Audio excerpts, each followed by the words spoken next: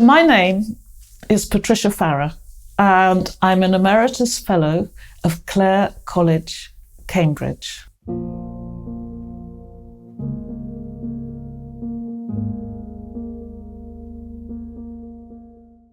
Welcome to my exp.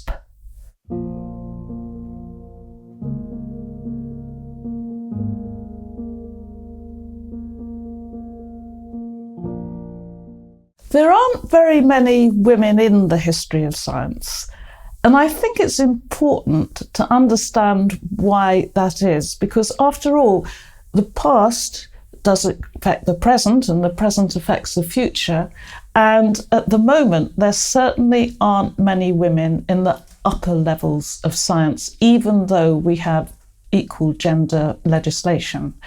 So for me, as a historian, I think it's absolutely crucial to explore the past and examine how those prejudices, how the obstacles that women faced in the past are still continued today and how they're affecting women. And the whole point of doing that, the whole point of understanding how we've reached the present, is to improve the future.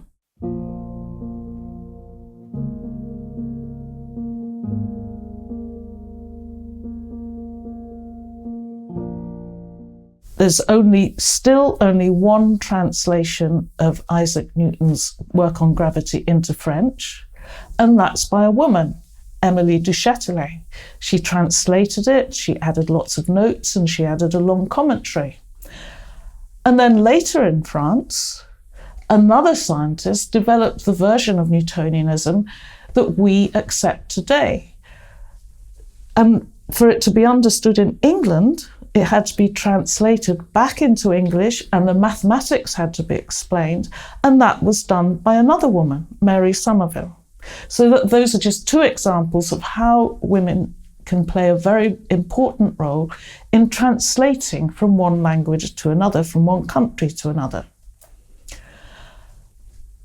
During the 16th, 17th, 18th centuries, a lot of scientific research was happening inside people's private homes, not in public laboratories.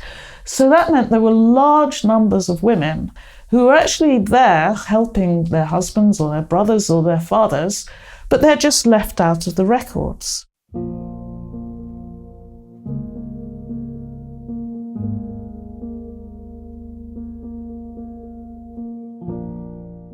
Michael Faraday never went to university. He was self-taught.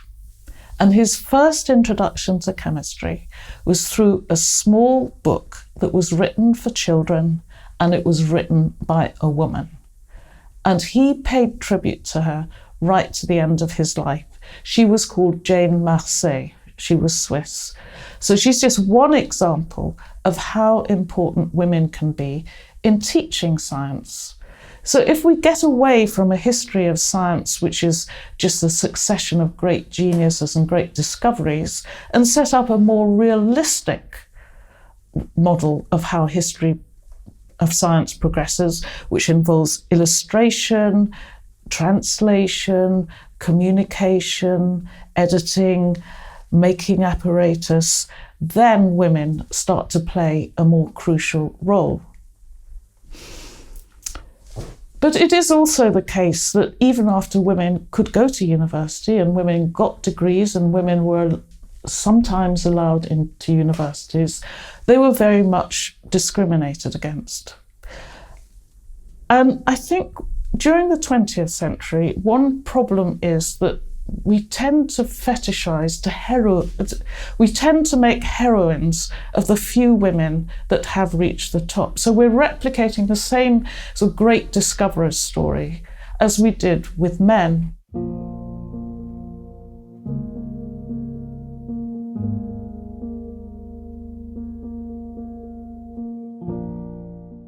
Undoubtedly, the most famous woman in the history of science is Marie Skłodowska-Curie, the woman who came from Poland, where she couldn't get a university education, to travel to Paris and get her university degree and her PhD there, where she married her one-time supervisor, Pierre Curie.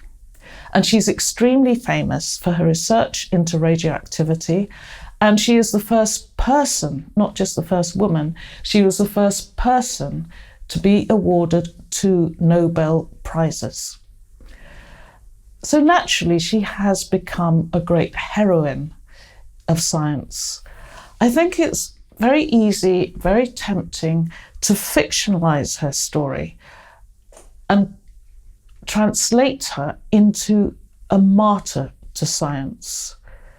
So a lot of the stories we hear about are how she sacrificed her normal life. She was a wife and a mother with 2 little girls, but she spent weeks and months in a very, very dirty, ill-lit, tiny shed, sieving tons and tons of pitch blende. She often went for days without any food. She wasn't interested in her clothes. She just dedicated herself to a life of pure scientific research. And that's an idealized, mythologized version of what her life was really like. But I think by concentrating on those aspects, we actually have converted her into a rather poor role model for other women.